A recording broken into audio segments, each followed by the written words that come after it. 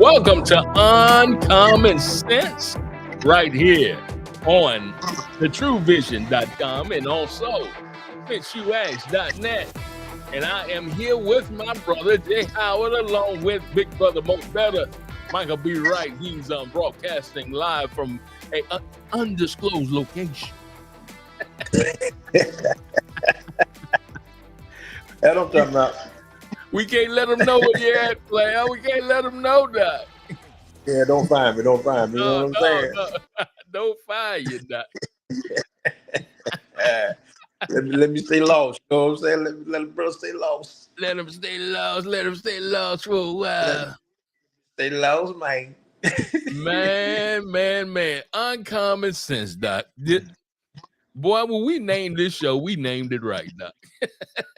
Bro, you can't get no better than this, man. You can't get no better than this, man. You can't get no better than the name right there, boy. So, Doc, we go get the party just started while we got it going on. Because, jump on in man, there. Tennessee. The Tennessee Republicans, super majority. I heard they trying to sell off Nashville and Memphis to the highest bidder, bro. I wonder why. Doc. Yeah, dog. Wow. Well, get used to it. Gonna be a lot of selling off in a minute. Oh yeah. You see man trying to take DC, right? Oh, we can add DC. Oh yeah, you can have that. You can have that all day to the long, Doc. You know, DC ain't even a state, so you can have DC. You can have that. But let us run this beautiful bean footage on the Tennessee Republican super majority. They're selling Nashville and Memphis at a bargain price. Here we go. Behind closed doors, Governor Bill Lee here in Tennessee has signed an agreement with Musk and his boring company to create a 10-mile underground tunnel from the Nashville airport to downtown Nashville. The public was not allowed to vote on this. They didn't even know about it until Monday. And by the public, I mean the mayor, the legal representatives here in Nashville, including state representatives and state senators, and the public as well. So this morning they called an emergency public hearing to pretend that they're actually honoring the democratic process. And we sat in that room as people spoke, all of them saying no to the tunnel, all of them having issues. There's been no environmental impact studies. There's been no indication of how they're going to keep people safe because Nashville's underground is limestone that they are attempting to blast through for 10 miles. And this meeting was very clearly already decided before we got in there. We watched these four smug white men, but this man in particular, smirk at constituents as they voice concerns and complaints when they've already given a football field size worth of public land to Musk and his company for free to start before the vote was even put in place. The Boring Company has a history of leaving projects unfinished, years behind time and overspending, and the tunnel that they built like this in Las Vegas has had tons of problems with bottlenecks and cars dying and exploding and catching fire within the tunnel. It has caused a disaster that has not helped the traffic in Las Vegas at all.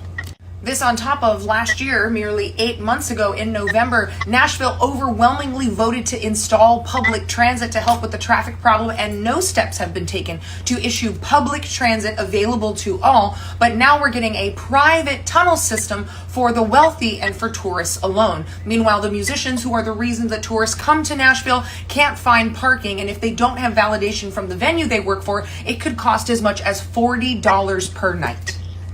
And this affects me personally. I've mentioned on my page that my condo is selling and that I might be moving, I might be relocating. What I did not realize until sitting in the press conference today was that my building is being sold because of this deal. Now, I've known that my building is being sold to the state and I do not have a choice. The majority owner of this building has decided to make this deal with the state and none of the other owners have a say. We are getting bought out.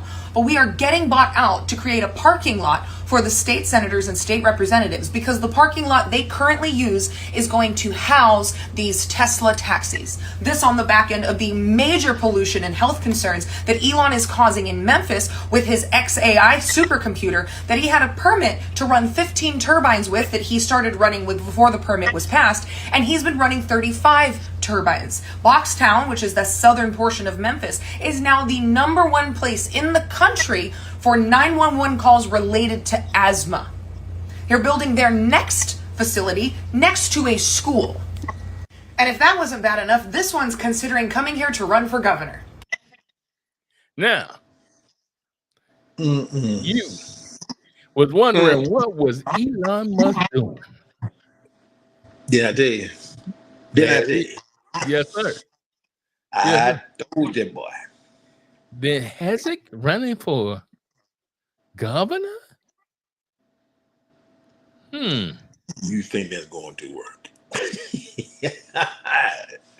You can't make this stuff up, player. No, that is not going to work, Doc. That is not going to work right there. Come on now. I'm trying to tell you, boy. Boy. The proof's in the pudding, man. And again, in 6 months, Elon got all that he wanted out of the government, man. And now he running the show like he want to, man. He ain't caring about nobody. He didn't gut it all. Wow, Doc. He running rapid. Because he gutted every department, man, that regulates him. EPA, you name it. He gutted every department, man, that regulated him. Right. Every lawsuit that was against him, every fine that was against him, man, stuff gone all of a sudden. Wow, bro. Go figure that. Go figure. Go figure that. Wow. Man. And he's just going through Memphis like crazy. Boy, like a knife through hot butter, what the thing doing, man. And even before they're even able to have a meeting to object what he's doing, they've already laid the groundwork and said this is what's going to happen. Whoa, wait a minute. Where was the meeting at? Where was the... That was a meeting. You just went in the room. That's an interesting thing. Yeah. That's a very interesting thing. You know, they can have a meeting, but you're not in the room. That's it right there, man. And that's how we get caught off guard at all times. We're always catching it outside of the room, and we're never in the room. So true. So true, man. Wow. But that's how they're doing it, man. Because again, checks are, I guarantee you, man, checks have already been handed out. You know, people already been paid off. Because again, to push this through, bro, without any kind of environmental study and all that good stuff as far as what the blast is going to cause, yada, yada, yada.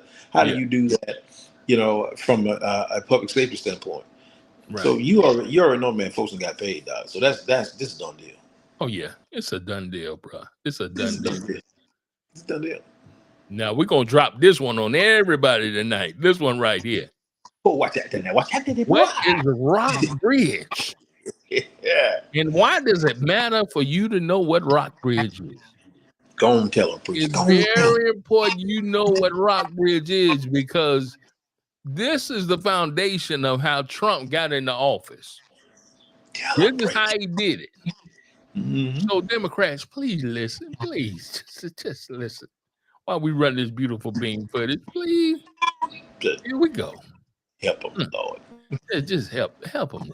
Help them. Here we go. Okay, so everybody's talking about Donald Trump, J.D. Vance, Peter Thiel, but nobody's talking about Rockbridge. And that's exactly how they want it. So let me break this down so you actually know what this is. Rockbridge isn't just a campaign. It's not a think tank. It's not even technically a PAC. It's a private club for billionaires, for tech bros, and old money donors who are building political projects the same way that Silicon Valley is building startups. You pay a buy-in anywhere from $100K to $1 million, and this is per year. And what you're really buying is a seat at the table, where right-wing America gets planned out in real time. So who's behind it? This thing was founded in 2019 by J.D. Vance, the VP, and Chris Buskirk, who's a MAGA media guy, I guess. But the brains and the bankroll?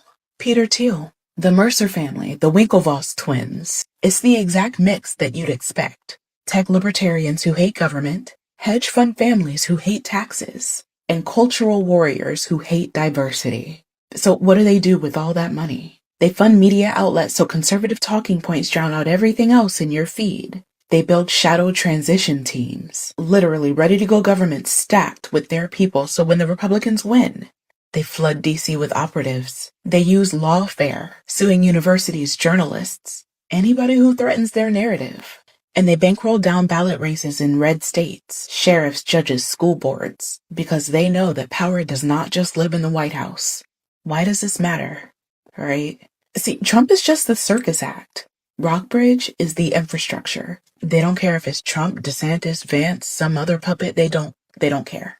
They're building a machinery that outlives every single politician. They meet twice a year in these secret retreats, Palm Beach, DC, even international locations. And what comes out of those meetings? The lawsuits, the campaigns, the talking points that you're going to see 6 months later. So yeah, Rockbridge is a lab where they're engineering the future of right-wing power. And while we're all distracted by Trump, they're busy setting up the playbook for the next 20 years.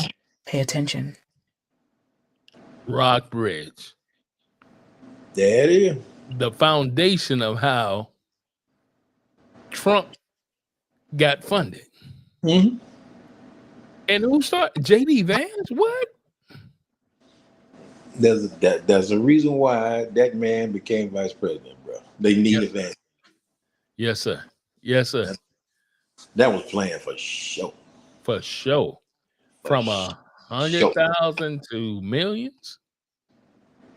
And then what they do, they flood the media market with their message, and they push the traditional media and push them to the side.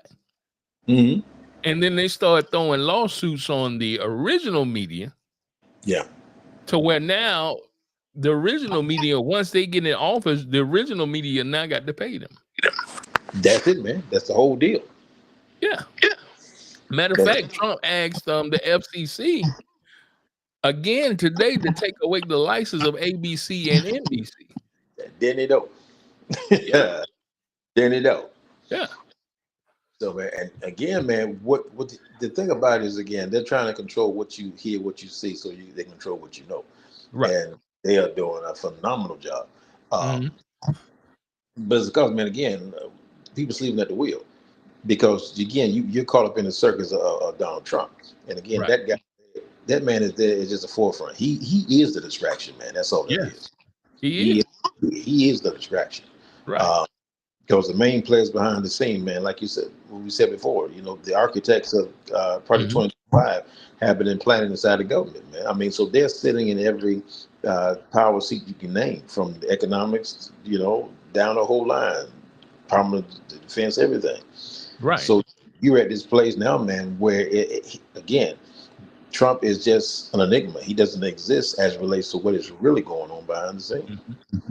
Then you put incompetent people into positions that that they have no wherewithal, have no knowledge, have no clue on what they're doing, like the Department of Education, the Department of Health. That part. Okay, so now you can go in and you can make your own bylaws. You can make you can even tear the whole department up. And then make your own rules. And that's exactly what they're doing. That's why they fired all the career employees in these departments, man. Now, why is it that the Republicans got a game plan, but the Democrats, what are we doing? What are they doing? Looking like everybody else, trying to see what's getting ready to happen next. Because again, bro, if you don't evolve over time, if you don't again stop trying to play a game that no one's is playing, Right. They're trying to be above board and have you want to put it, play by the rules, yada yada yada. Well, Republicans showed you there is no rule book. Right. There is no rule book. And nothing's off the table. I mean, what they did in Texas, man, to blatantly, and blatantly do it, man, live and live in color. That tells you right then, man, to redraw the maps to that degree and to that massive size, man, to let you know they can do it without any qualms. Again, man, the gloves are off. And if you keep trying to play nice and all the good stuff and play by the books and play fair, you're never going to win this game. Now, I'm not saying, be all rogue, but I am saying match energy. That's all I'm saying. Man, these jokers are gangster out here. What are you talking about? That's why match energy. I'm just saying match energy, man. That's all I'm saying. Is match to energy. Right? Okay, now they stacking their money, okay? and everything else. In the Rockbridge organization, they stacking their money, right? Mm-hmm. The Democrats give Kamala 1.9 billion, That part. and That you part. still lose. Because again, man, you're concentrating money in one place. You know, Right, you're being strategic in how you're doing it. right, So yeah, you bank, and it's what I don't know why they do it all the time, but they bank on this one particular quote unquote savior, and they bankroll it. You know, right, and everybody knows that model does not work. right, And so when you're looking at the dynamics on the other side, those cats, man, are planning from get any and whoever you can in there right, to fill the seat. right. Then once you get them in there, either you will conform them to what you want, or you will corrupt them so much, man, that they are not going to be able to do nothing but just stay there and just do whatever you tell them to do. Wow. That's what that is. Mm. I mean, you can see it down the line. Wow, man. And so, like I'm saying, man, match energy. That's all I'm saying. You're right. Match energy.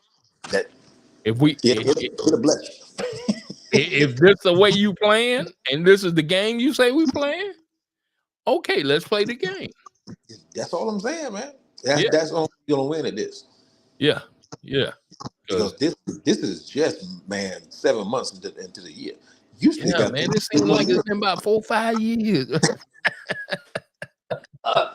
Well, that's what they want, man. I mean, again, it really is to drain you. It's Right. to drain the system, man, to drain the life out of everybody. Right. And it's the whole thing, man. You start all these fires, everybody can put out these fires, man. You watching this, watching that. It's a strategy. But the problem is, man, this here has long-term ramifications. This stuff here, it goes beyond America, man. Wow. Yeah, it goes beyond these United States, which are these divided United States. That's what this is, man. These divided States of America. Yeah. Bro. Yeah. Wow. Well, and as we are sitting here, we sitting in here playing, fighting with Target. That part. To see if we can get some money from Target, right? And to be included in the exclusion of Target. Mm-hmm. Ran some numbers right on this. Now, Yep. Target paid Brian Cornell. Mm-hmm. They paid him $45 million to be the CEO. Mm-hmm. Okay. But they made $129 billion. So you thinking because you protested Target and the CEO stepped down, that was really doing something when the boy has already gotten $45 million. Exactly. That man made more money in a day than you probably make in your lifetime. And we still trying to fight Target? Yeah. But see, this is the thing. This is the thing. If you go ahead and Google it, right? Mm-hmm. It even states that, it was a big, massive win and da-da-da-da. And you got to understand Google. Google is what we call a search engine. Mm-hmm. So you can put information into Google to make like things are really happening when it's really not. So that's why you got to do your investigation, because this is the thing. If Target really wanted to really talk to Jamal, they would have had him at the table. And they never brought him to the table. They still ain't brought him to the table. And they're not going to bring him to the table. No, they brought the National Baptist Convention to the table. Exactly. And then even the National Baptist Convention didn't even bring him to the table when they went to the table. No. And they're not. Right. So, okay. I brought up that. Go ahead. No, go ahead. You brought up. Go ahead. Finish your point. I brought it up for this reason, for this point. Here's something here. The disproportionate property taxes forcing people from their homes. Oh yeah. Now, why are we fighting this part? But we going over to the corporation, we gonna fight with them that really never had us in mind? Low hanging fruit, man. The DEI, we wasn't in that. Never was, never will be. Okay. Yeah. Yeah. It's a game. It's a game. Man. It's a game, Doc. It's a game. So let's go to that beautiful beam footage if we can to talk about that. Let's go. A key part of the American dream is homeownership, but with that comes a responsibility many homeowners dread: property taxes. Some Americans claim their property tax bills are disproportionately high, and a new analysis by ABC's own television station shows that's exactly what's happening to many homeowners in majority non-white neighborhoods.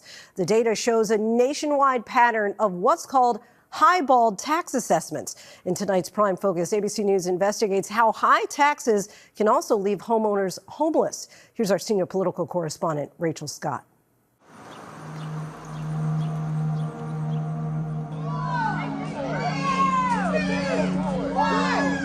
That's where we used to gather to bring the family together.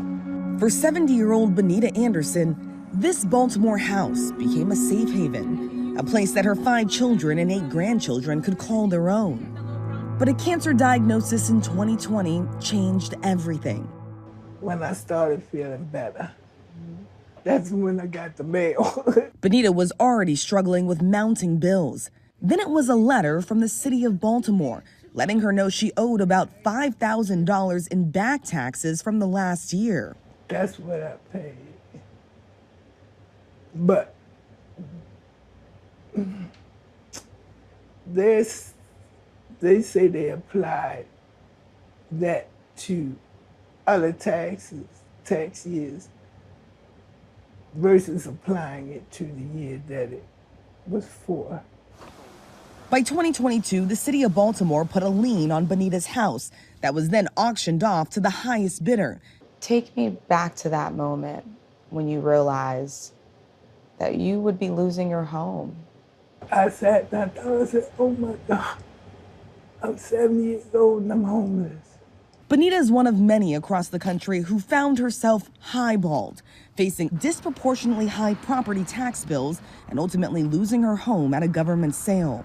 If you can't afford to pay your property taxes and you keep missing your payments, government is going to auction your property off for back taxes. Property taxes are based on an assessment, the government's best guess of how much a home is worth. So there are a lot of variables. If the assessment system is not working the way it is, it could create tremendous distortions from homeowner to homeowner. Somebody living next door to you could be paying proportionately far more than you're paying. Take Benita's old neighborhood as an example, where 97% of residents are Black, and the typical tax bill is around $3,800. A few miles away in the majority white Baltimore neighborhood of Cross Country, homeowners tend to pay lower taxes, but their homes are actually worth 50% more. In suburbia, where you have a high level of segregation, the people who are being taxed unfairly based on not accurately capturing the value of their home are people of color. In Baltimore, where Benita lives, 92% of properties listed at tax sales from 2019 through 2023 were in majority non-white neighborhoods. And an analysis by ABC News and its own station's data journalism team found that this is a nationwide pattern, causing thousands of people in communities like Benita's to lose their homes each year. We found on average, people in those neighborhoods pay disproportionately high property taxes compared to those in majority white neighborhoods, at times even in the same county. It's a story our colleagues heard across the country. We're like up the creek with nowhere to go, no help, nothing. Just keep praying and asking the Lord to just keep me afloat. It's the entire block and entire neighborhood that this is happening to. Outside Philadelphia, our station WPVI met 91-year-old Gloria Gaynor. She lost her home of 25 years because of an unpaid tax bill totaling $3,500. During COVID, Gloria was unable to pay her tax bills in person, so she fell behind on her 2020 and 2021 property taxes. My mom, she wouldn't go out. She didn't take any vaccine. She said she wasn't going out. She have a lot of underlying issues. But when she ultimately made her payments in 2022, the tax office applied them to the current and previous years, leaving an outstanding balance for 2020. Now suffering from dementia, Gloria and her family fought in court to stop the sale, but they lost the lawsuit and their appeal. Hey, Ma. A real estate investor bought Gloria's home worth about $250,000 from the county for only $14,000, the cost of her overdue taxes plus interest and fees. That's a shame right there. Tear your heart up, man. Tear your heart up. I mean, her house was worth $250,000, and a real estate investor bought it for $14,000. 14 grand, man. Yeah.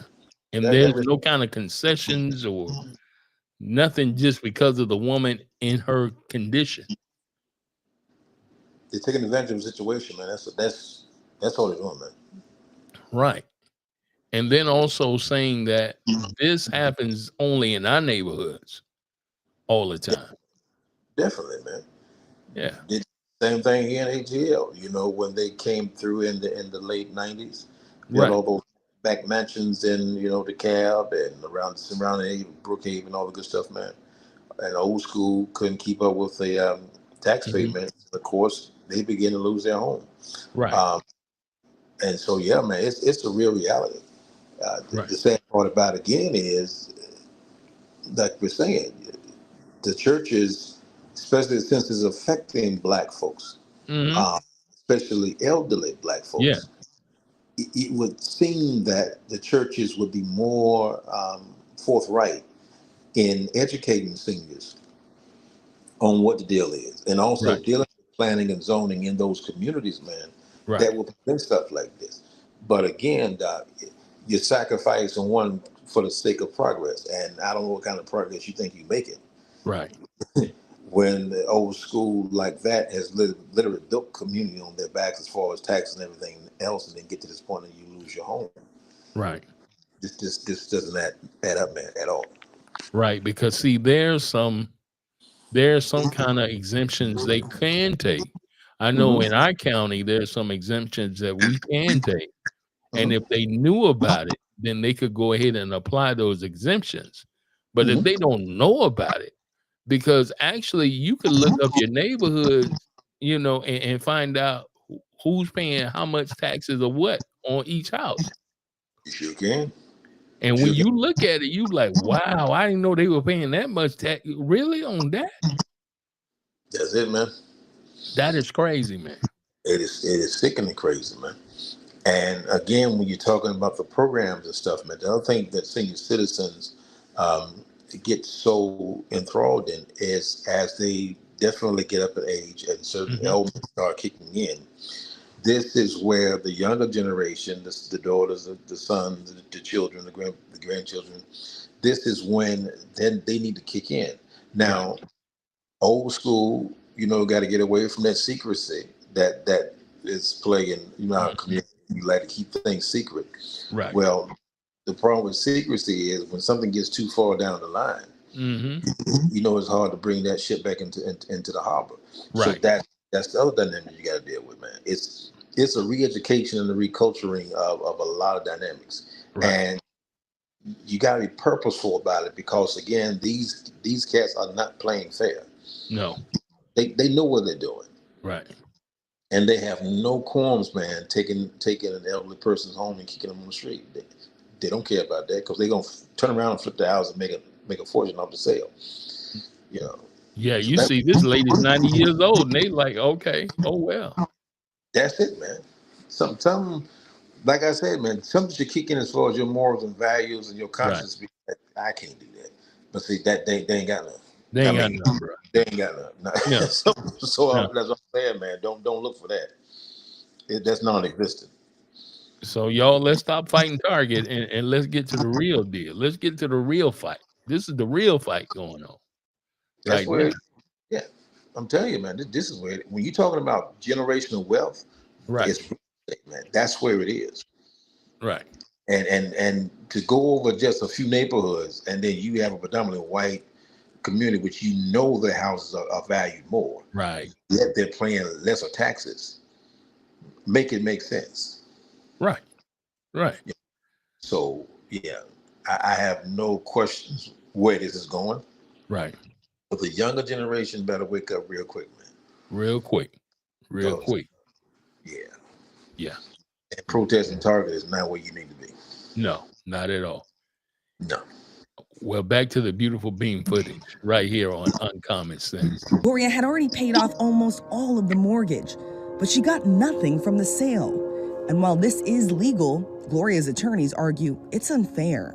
This is stripping generational wealth from the have-nots and allowing the haves to have it. The Delaware County Tax Claim Bureau told ABC News that while the county sympathizes with the emotional toll on Gloria, the agency followed state law and sent multiple notices ahead of the sale. Although local governments should do everything they can to keep people in their homes, whether it's an owner or a renter, at some point they have an obligation to all the other taxpayers, the businesses, the families that are paying their fair share to make sure that these taxes are collected. What do you love most about living in Baltimore? That's where my family is. Benita, now living with her daughter, joined a lawsuit claiming the city of Baltimore broke federal law by selling her house to a private company for pennies on the dollar. The city has defended its actions in court, saying it notified Benita as required, adding the city did not profit from the sale. This works for the government because it sells the liens promptly, and it works for the tax sale purchasers. In 2023, the U.S. Supreme Court ruled that local governments could not profit from tax sales. Instead, the court ruled that homeowners have a constitutional right to any payments beyond taxes and penalties they owe. Many states across the country have recently changed their laws in light of that Supreme Court decision. Some municipalities even go beyond what the court required, taking extra steps to keep vulnerable homeowners in their homes, like requiring in-person notifications before a sale or offering payment plans to redeem a home after it's been sold. The federal answer to lower local property taxes is more funding for local services. They need more help from Congress and the White House. As the Trump administration has slashed the federal budget, local governments will have to make up the difference to provide the same services. Experts say they will likely rely more on property taxes, which in turn could mean more situations like Benita's, where homeowners in majority non-white neighborhoods too often pay more than their fair share. You bought that home with dreams of this idea of passing it on generation to generation. Mm-hmm. What happened to that dream now? It died. What? I'm sorry. Wow, that's heartbreaking right there, bro. Wow. Brian was quote unquote from Baltimore. Yeah. Mm-hmm. I'm just saying. Yeah, bro. So it's heartbreaking, man. And again, this is where I have an issue because Wells Fargo gave another prominent minister sum of money to help quote unquote with housing and bridging the generational gap. Right. This falls under that umbrella. Yes. I would like to know what are you doing? What have you done? Could not that been used to save this woman's home? Exactly. Because he was giving millions and millions of dollars. Also, that's all I'm saying, bro. Yeah. And it was for quote unquote this particular type of situation where you're dealing with housing, you're dealing with again generational wealth. Right. Again, I'm not throwing a buy on the bus. I'm simply saying you got the check. Yeah. And it's supposed to benefit again people who look like you. Right. And I'm not saying it. You I'm not know, seeing I'm not seeing the benefits of it. at least not on the outside. No. Somebody's benefiting, but it ain't on the side it need to be. Exactly. And So- Doc, we living in tough times now, and things done got real and raw and rough. That's it. And it's gonna get even rougher, it seems like. Oh, you ain't seen the top of it yet, man. Yeah. So we want to let everybody know, hey, hang in there. Mm-hmm. And don't do anything drastic, because once you do something drastic, it could set you back your whole life almost. You know? Yeah. God, you critical thinking, man. And then the next story that we're gonna bring up is about this brother here. His wife got ill, and he had to take out a loan. So he decided to take out a loan from Title Max. And when he took out this loan for Title Max, y'all, when we show you the numbers behind this loan, it should be the death penalty for somebody to give this loan away. It should be. But let's run this beautiful beat footage. Lord have mercy. Just because something is legal doesn't mean it's right or fair. What happened to James Pointer is perfectly legal, but does it feel right? Judge for yourself. James Pointer has worked all of his life. He's avoided debt all of his life. But when his wife got hurt, it couldn't work. He had to borrow some get-by money. Well, my wife got sick, so I had to, try to figure out, if you can put out, go get a loan. So I thought about Title Max, JP went to Title Max and ended up taking out a $2,500 loan. He figured if he made a $400 payment every month, he'd have the loan paid off in a year. That was an expensive miscalculation. I was in the jam for, a jam, really. JP never missed a payment, but the terms of the loan were so difficult it didn't matter. We took the loan to certified public accountant and former Metro Councilman Charlie Tigard. Lawyers are not even going to read all this stuff. They bury you in paperwork. But then you come through down here and you find annual percentage rate for cash advances. The APR for this account is 215% per annum. Now, the APR, you might well say 216%. That's what that is. 216%? Good God Almighty. That man would never get through paying for this. But there's more. There is more. There is more. You also see in boldface the annual fee is none, the penalty fee is none. So you believe, well, that's okay. That's okay. Now the annual fee is none, the penalty fee is none. That's good. But check this out. That's on my side. Well, then you come up to the next page, and in italics, in smaller print, a customary fee rate of 191.88% per year. Wait a minute. What in the world is a customary rate fee? That's the annual fee. And no penalty fee wrapped up in But this this one is 192%. That part. So you got 216% plus 192%. Okay. I just want to make sure my math was correct. Oh, you mathing right. Okay. So not only do they charge an interest rate, but they charge something called a customary fee rate. So you're behind the 8 ball before you even start. And that customary fee is a big financial blow. Tigard says the customary fee and interest nearly makes the loan impossible to pay off. JP never misses a payment, but it doesn't matter, and here's why. Sample month, July 2023, early in the loan, he makes a payment of $451.09. The customary fee and interest is $451.10. Deeper into the loan, a full year later, same story. He makes a payment of $458.27.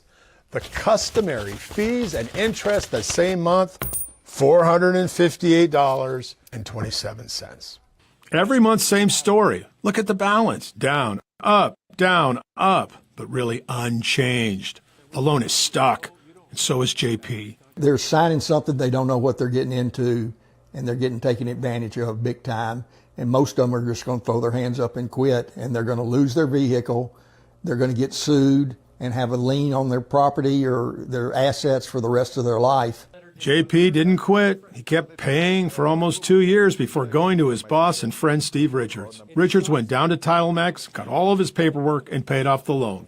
After 2 full years, the $2,650 loan, where JP made monthly payments of at least $400 every month, still had a balance of $3,260.74.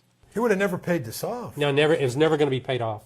The bottom line, the total JP paid over 24 months to include the final payoff was $13,664.37. Let's stop it right there.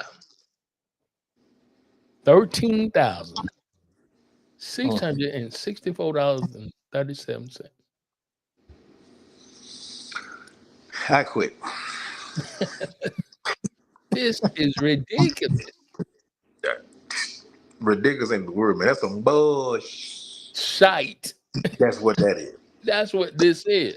That's what that is, bro. That's what that is. But see, of course, they got paperwork galore.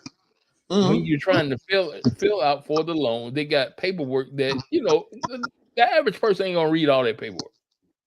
No, we ain't got time. We ain't got time. But the main two numbers he should have looked at was the APR. Yeah. And their customary rate fee. Right. Which I'm pretty sure they didn't tell him. No. And plus they told him all you got to do is pay, the minimum is $72 a month. Because that's what he showed, right? Yeah. But he said, well, I'm gonna get ahead of the game and I'm gonna pay $450 a month. So I can go ahead and pay it early. But his thing, see, when he was making that payment, that APR and that customary rate fee was kicking in to where it never touched the balance. It never touched the principal. Kept coming, man. And the principal just stayed right there. And he made payments 2 or 3 years, and it just stayed right there. Ended up paying $13,000 for a $2,500 $13,000 in 2 years, though. And did you hear that say he had to get his boss, his friend? Because you see how old he was? Exactly. He never would have paid it off. Exactly. And again, that's the whole game, man. To get you, and it's the seniors, man. It's the elders who, again, they're not as they know they're not paying attention. They know they're not going to be asking certain questions because they're looking at two things: payment, right, and no early payoff. That's all they emphasize. Right. And I need this money right now. That's it. And so everything else is not even important to me. I just need to know how much I need to pay a month. Can I pay it off early? Yes. Okay. Sign your name. And so that's what that is, bro. Man. And I'm telling you, man, I'm just saying, bro. I'm trying to get my soapbox, tonight. But these churches, man, that are going around hollering the same doggone freaking stuff. Yeah. You better change your message, man, because the income that the churches are getting comes from folks like JD. Right. You hear what I'm saying? And so if those individuals, which is happening, running low on funds, keep playing. Keep playing. Keep playing. Keep playing. Keep playing. Keep playing. Why don't we create, hey, we gotta start creating our own banks. You better. Our own financial system. You should. We should. And you can. But no, You can. We's fine, folks. We fine. Okay, we got a fine. financial system. And how did that work for you? Where that? Okay. Where that? Yeah, bro. No. Yeah. Nah. So you get in a situation where all of us get into situations. Truly. Where you really need some money. Truly. And the only option you got is Title Max. Mm-hmm. But again, the critical thing is, and like in the mind of Elder, right. Of course, I have my house, my car is paid off. Yeah. You know, so I'm not getting additional debt. You know what I'm saying? Then I like get a credit card.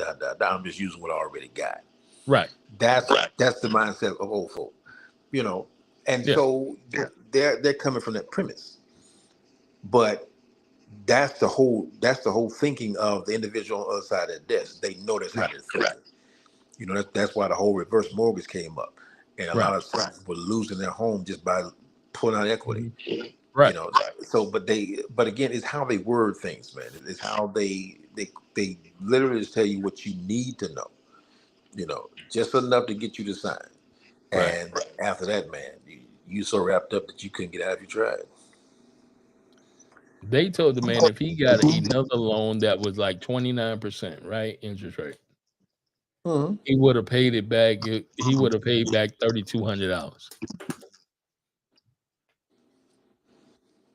That part, right there. That part right there, bro. I'm just telling you. So it's about the education, man. It's about really even being there for our seniors to kind of help them and walk them through, as well as our young people. Truly, because you don't know. When it comes down to financial literacy, right? It is more than just debit and credit. You know, it's more than the conversation we tend to have. Right. And again, all of us, man, unless you got some money stacked somewhere, all of us are one paycheck away from bankruptcy. Right. If we be, you know, because again, we're running this thing down the line. Right. And cost of living keeps increasing. You got inflation. You know, you're getting older. Stuff starts going awry. You know, so it's just life. Life. But the dynamic of it is, man, a lot of us, again, when you're in the quote of your prime, you're not thinking 15, 20 years down the line. Right. Because in some cases you can't. Right. You're dealing with life, just trying to survive, trying to get through the day. Well, at the end of the day, man, if you do get through the day and you end up in your 50s and your 60s, it can be a bad day for you real quick. Real quick. You know, because again, the conversations are different based on what ethnicity you're in. Right. And this is where, again, we got to change the conversations, man. Got to change them quick. Got to. Now, for the last point of the day, it said millions of black men, they seek out to get jobs in the NBA. But there's only maybe hundreds of positions that could be taken. So the question is, how do we bring a balance to this situation? That's the question, man. Where everybody has an opportunity versus you have maybe like 2% has an opportunity. And right, you found a beautiful beam footage here of a brother who broke this thing down, and he really broke it down. And here you go. And this is common sense, not uncommon. There were 1 million black boys last year that wanted to play in the NBA. Of that million, only 400,000 will even make it to play high school ball. Of that 400,000, only 4,000 will be able to make it to play college ball. Of that 4,000, only 35 will make it to the NBA. Of that 35, only 7 start. And the average life in the NBA is 4 years. So the real problem is we have 1 million brothers looking for 7 full-time jobs the last 4 years. And yet last year we had 100,000 jobs available to be a computer programmer, engineer, or doctor, and only 1,000 brothers qualified. So our appeal to black males is to realize the odds. That you do most will be that you do best. I mean, we were the first doctor, not Hippocrates, Imhotep. So we have the ability either in math or science or music and sports. But that you do most will be that you do best. If you play basketball from 3 o'clock to 9 o'clock, you'll be a very good basketball player. If you went home and went to the library, you'd be a very good scholar. We need more black male role models that will encourage our youth in math and science. There you go. There you go. Y'all better diversify real quick. Real quick, Doc. You better diversify, player. Because just being an athlete or entertainer ain't gonna get it, bro. Nah, man, I'm telling you, man, that card for us has grossly played itself out. Grossly played itself. You know, and like he said, man, you got millions of brothers bucking for seven positions that will last you probably 4 years. If you get it that long. If that long. You know, God forbid you get injured and gonna cancel Christmas. Oh yeah. You know, and so, and see, this is what your HBCUs, man. Yeah, yeah. They gotta retool, man. They gotta restructure and address this issue, man. Exactly, man. Of the diversification of, skill sets. They got to, man. Got to, bro. Because it ain't hidden. It's no. not. No. Mm-mm. Just saying. Because if one come out of Harvard and one come out of Payne, oh God, guess which one gonna get the job?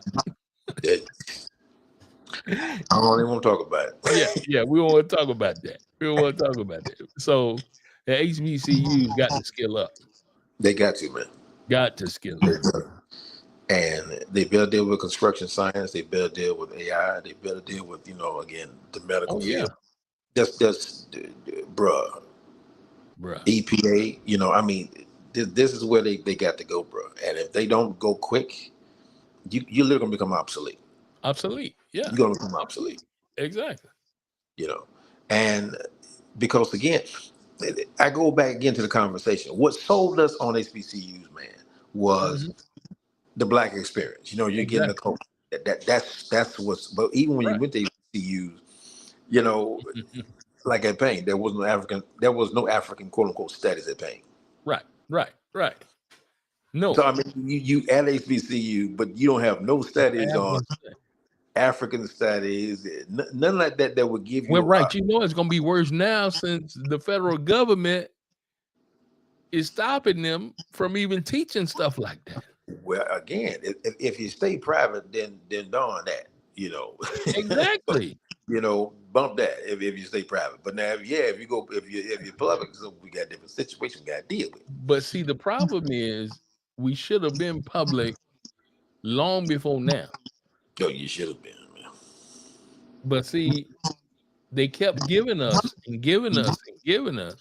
We're like, okay, we can take this. Cool. Okay. And now you're actually relying on that. When now it's like, this ain't the time for that. Can't do it, man. No. But if you have built your, again, financial structure, and that's the main wheel. Exactly. You're in trouble. Exactly. But the reason why Harvard M can pull, and bulk, if you will, to a degree, their endowment is more than the freaking government. Exactly. What that tell you, player? Exactly. They said, "Oh, you want to play? Okay. You know how many? Okay, let's go." And so I mean, a $5 million or $500 million settlement is what? When overnight my endowment makes that back in interest. Exactly. Come on, man. Or if I say to myself, I said, well, if I go ahead and do a $500 million settlement with the government, they're gonna turn right back around and give me $20 billion. That boy. Okay. No problem. It's a game, man. It's a game, Doc. It's a game. It's a game, player. Uncommon sense conversations We have them every Tuesday at 7 o'clock p.m. right here at since-you-asked.com and thetruevision.net and all over where you can get them. And also next week, bro, we going deep in the HOAs. HOAs. Hallelujah. HOAs. I'm telling you, we're gonna tell the truth, the whole truth, and nothing but the truth. Nothing but the truth. Because some people are like, oh, I want an HOA. No, you don't. Not really. Not really. Not at all. So just stay tuned to us next week, 7 o'clock. Right here at since-you-asked.com and thetruevision.net. Until next week, signing off right now. Peace.